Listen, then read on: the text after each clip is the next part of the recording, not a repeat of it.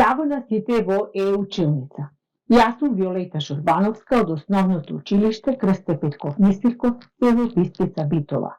На овој час по македонски јазик, кој за трето одделение, наставна единица, опис на суштество, чудна приказна превземена од развидот страна 116 од учебникот на авторите Весна Настовска и Љубица Сединска. Па трето одделенци подгответе. Потребен материјал за работа, тетрадка, молитви, гума. Цели да се потикнува да наблюдува суштества, да ги воочува, открива и забележува карактеристиките на суштествата, да се способува да опишува писмено и устно, да го збогатува својот речник. Што е опис? Опис или дескрипција е англиски збор, значи писмено или устно представување на карактеристичните црти на некого или нешто. Се опишуваат појави, предмети, ликови, суштества. Денешната активност ќе ги биде опишување на суштества животни, од кои едниот е, го препознавте, волкот, а другиот е зајакот. При опишувањето се најчесто користиме придавки.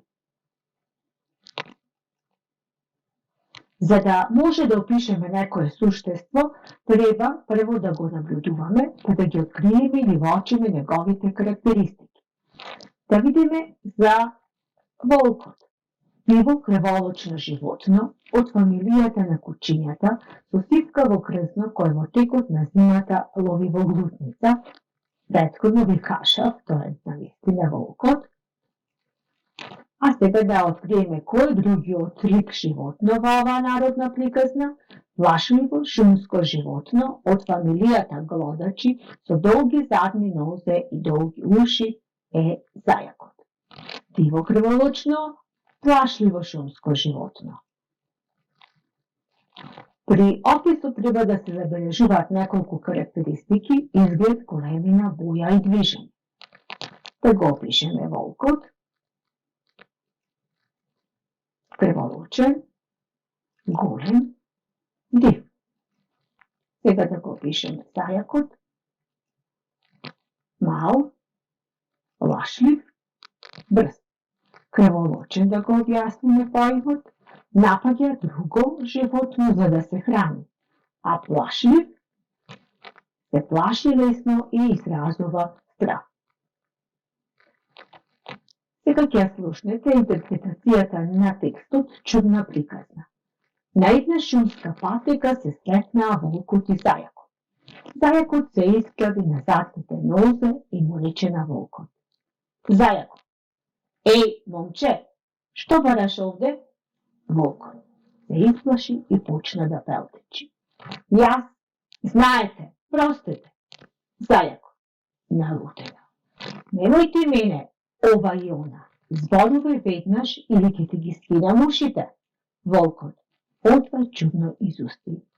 Тргнав да барам печурки за ручек. Зајакот: Леле, не ранимај ко. Те знам јас тебе. Дај ми лична карта. Волкот се исплаши и почна да пелтечи. Немам жени мајка. Зајакот: А имаш ли барем ученичка книжка? Волкот: Имав чесен збор, но ми ја зеде полскиот глушец. Зајакот: Многу лажеш, момче. Волкот молеше: Не лажам, живи училиштето. Немој да ме изедеш, ќе бидам добар. На зајакот му стана жал за волкот, па затоа малку му го истегна ухото и му рече: Тргни ми се од очиве и никогаш да не се престетна веќе. Среќен што остана жив, волкот безглаво се турна кон една грмушка и се изгуби во шумата. Се сретнавме во овој текст со ликови диви животни, од кои едниот е волкот, а другиот е зајакот. Но претходно ќе размислите за особините на ликовите и што е на чудното каде што волкот поинаку е представен во оваа приказна. Да видиме како е представен. Исплашен, несреќен, понишен, очаен. А зајакот? Каков е зајакот во однесувањето кон волкот? Тоа е доста чудно во оваа приказна. Кои особини ги покажува и што те чуди? Зајакот. Бел, мал. Горд, решителен, упорен, храбар, луд.